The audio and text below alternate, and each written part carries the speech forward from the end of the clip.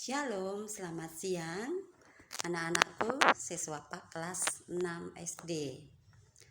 Kita bersyukur pada siang hari ini kita bisa dipertemukan kembali di dalam pembelajaran agama Kristen kelas 6 SD. Ibu berharap kalian semua sudah siap untuk belajar hari ini dan siapkan segala perlengkapannya, alat tulis ya, buku tulis ya, untuk kalian mungkin bisa catat hal-hal yang penting hari ini. Baiklah anak-anakku, sebelum kita memulai pembelajaran hari ini, kita awali dengan doa. Kita satu dalam doa. Puji, syukur, serta terima kasih Tuhan. Tuhan boleh pertemukan kembali untuk kami memulai pembelajaran hari ini, baik hamba-Mu sebagai pengajar dan juga anak-anak-Mu siswa kelas 6 SD. Kiranya Tuhan boleh hadir di tengah-tengah kami, berkati jalannya ibadah yang sampai hari ini masih dilaksanakan secara daring. Kami yakin dan percaya Tuhan tetap menyertai kami meskipun dalam segala keadaan apapun. Tuhan selalu hadir dan menyertai jalannya pembelajaran hari ini dari awal hingga akhir. Terima kasih Tuhan, di dalam nama Yesus kami sudah berdoa. Amin.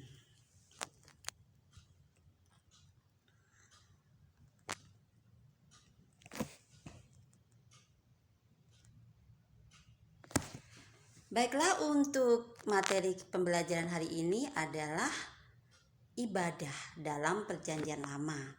Mungkin kalian masih ingat materi pada minggu yang lalu kita belajar tentang apa itu ibadah ya.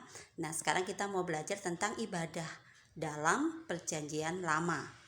Jadi bacaan Alkitab yang kalian bisa baca yaitu Ulangan 10 ayat 12 sampai 14, Samuel 6 ayat 1 sampai 15, Nehemia 6 ayat 6 sampai dengan yang ke-7.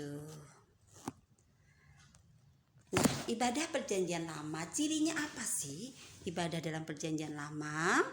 Jadi ciri-cirinya adalah memberikan kurban sebagai persembahan. Jadi pada zaman perjanjian lama, orang-orang atau umat menyatakan rasa cinta dan hormatnya kepada Allah melalui persembahan kurban. Jadi mereka mempersembahkan kurban bakaran ya, itu sebagai bentuk rasa cinta dan hormat umat kepada Allah. Mereka juga memuji, menyembah Allah dengan iman dan hati yang bersukacita. Jadi mereka memuji Tuhan benar-benar dengan kesungguhan hati, dengan penuh sukacita, tidak dengan atau sambil bersungut-sungut atau karena terpaksa, atau memuji Tuhan tapi mukanya sambil cemberut dan sebagainya. Tetapi benar-benar umat menyatakan atau menyembah Allah, memuji Allah dengan penuh sukacita, dengan iman dan kesungguhan hati tentunya. Jadi kalau kita memuji Tuhan saat ibadah ya jangan sambil main-main.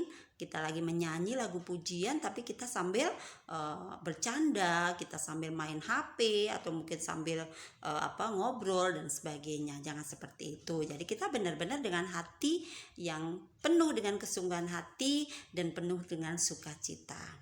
Jadi kesimpulannya, ciri utama ibadah dalam perjanjian lama adalah kurban syukur. Nah, jadi kurban syukurnya dalam bentuk apa? Nah, itu kita akan pelajari berikut lewat para leluhur ya, bapak para leluhur yang mereka juga menyatakan atau mempersembahkan kurban syukur sebagai bentuk ibadah. Mungkin minggu lalu kita sudah pelajari bahwa bentuk ibadah Kain dan Habel itu mereka mempersembahkan kurban. Jadi Kain mempersembahkan hasil pertanian, Habel mempersembahkan domba. Kemudian Abraham juga mempersembahkan kurban di hadapan Allah.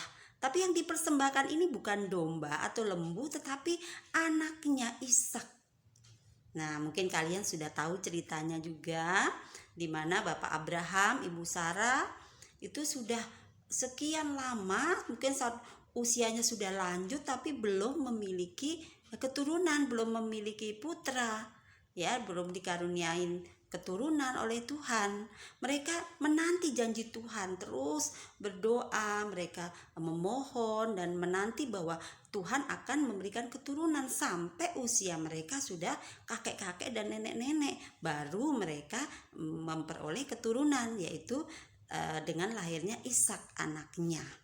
Nah, itu kan mereka sangat bahagia sekali, sukacita sekali, sudah lama menanti anak, setelah sekian lama baru diberikan keturunan.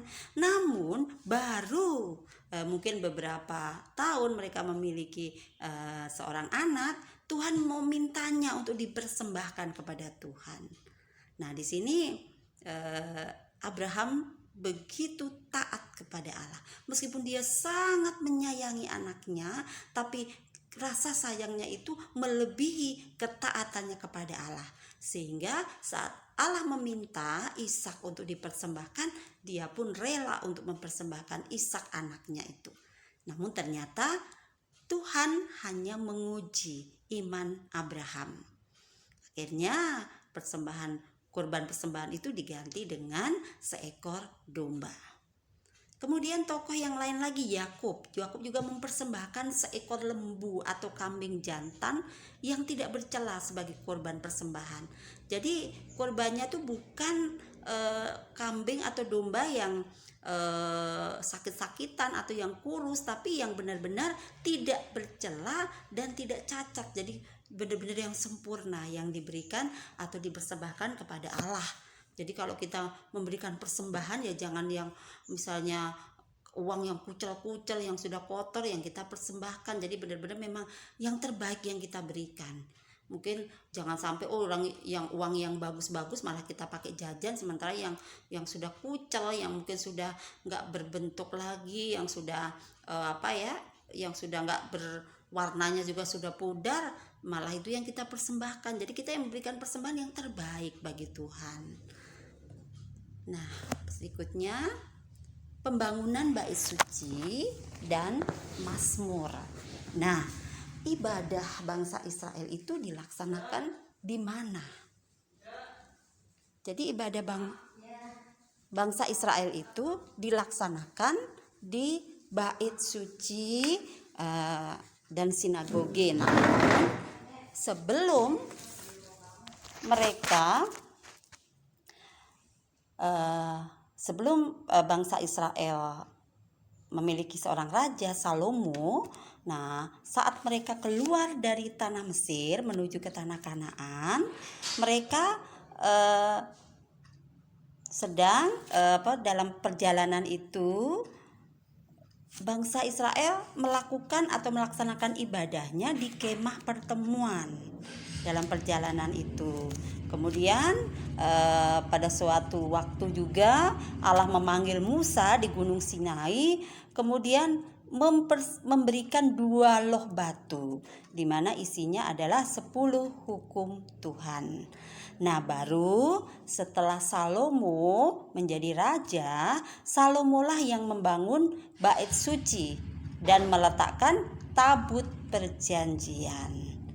Jadi disinilah ibadah dimulai di bait suci.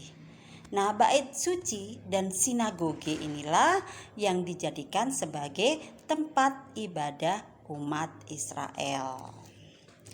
Kalau bait suci ada pusatnya di Yerusalem, sementara di beberapa daerah-daerah tertentu ada sinagoge. Sinagoge itu tempat ibadah juga. Pada hari-hari biasa mereka di sinagoge, tapi kalau pada saat hari khusus atau perayaan mereka melaksanakan di Yerusalem. Kemudian siapa yang memimpin ibadah dalam Perjanjian Lama? Yang memimpin ibadah adalah imam. Tugasnya apa? Melayani di hadapan Tuhan. Jadi mereka menggunakan mazmur sebagai nyanyian. Jadi mereka juga memuji Tuhan, ya, menggunakan mazmur sebagai nyanyian pujian mereka. Kemudian unsur ibadah bangsa Israel, ya, dalam Perjanjian Lama. Apa saja unsur ibadah? Yaitu yang pertama adalah musik. Nah, itu mungkin sampai hari ini pun musik adalah salah satu unsur ibadah yang tidak hilang sampai hari ini. Jadi kalau mungkin ada yang diiringi dengan piano, organ, atau gitar dan sebagainya. Nah, bangsa Israel saat itu alat musik yang digunakan untuk melayani dalam ibadah adalah kecapi, seruling. Kemudian pada masa pemerintahan Raja Daud, alat musiknya berkembang. Apa saja? Yaitu kecapi, gambus, serdam, sangkakala, ceracap, rebana. Itulah alat-alat musik yang digunakan pada masa pemerintahan Raja Daud. Kemudian unsur yang berikutnya adalah doa. Doa adalah bentuk komunikasi umat kepada Allah, yaitu lewat doa. Dan sampai saat ini juga itu adalah unsur ibadah yang gak bisa dihilangkan, unsur utama dalam ibadah sampai hari ini atau sampai saat ini. Kemudian unsur yang ketiga adalah pembacaan firman.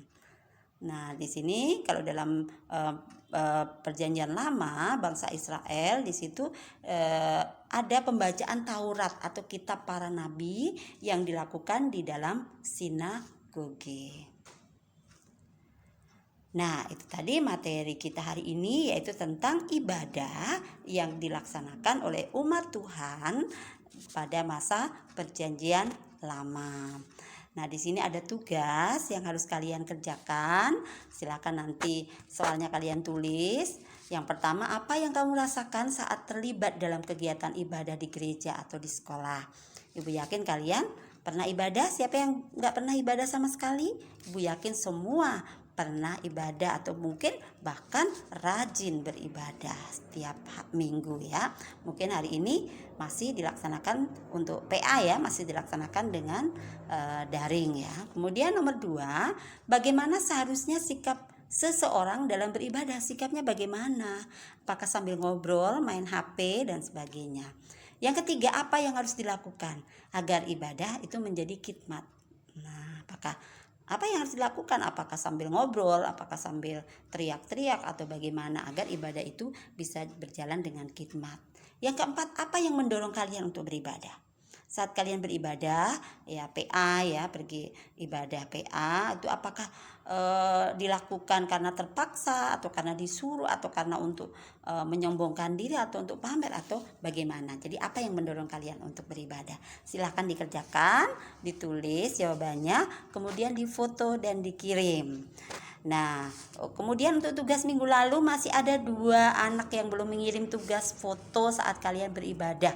Ada 2, yaitu yang belum mengirim itu adalah Angel dan Sandi ya. Yang lain sudah mengirim. Silakan segera mengirim, Ibu tunggu. Hari ini terakhir ya, kalian kirim saat kalian beribadah. Mungkin hari Minggu saat ibadah PA, meskipun di dalam rumah kalian dokumentasikan, difoto kemudian dikirim di grup ini. Oke, pembelajaran kita cukup sampai di sini. Mudah-mudahan kalian memahami apa yang kita pelajari hari ini. Silakan kerjakan tugas, difoto dan dikumpulkan, dikirim di grup ini.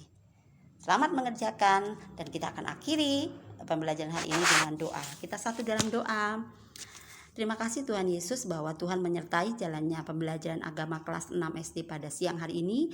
Bila apa yang kami pelajaran ini berguna bermanfaat untuk semakin menumbuhkan anak-anakmu di dalam iman mereka semakin tumbuh, semakin dewasa dan semakin mengenal Engkau Tuhan dan hidup selalu menyenangkan hati Tuhan. Ampunilah dosa kami Tuhan, di dalam nama Yesus kami sudah berdoa dan mengucap syukur. Amin.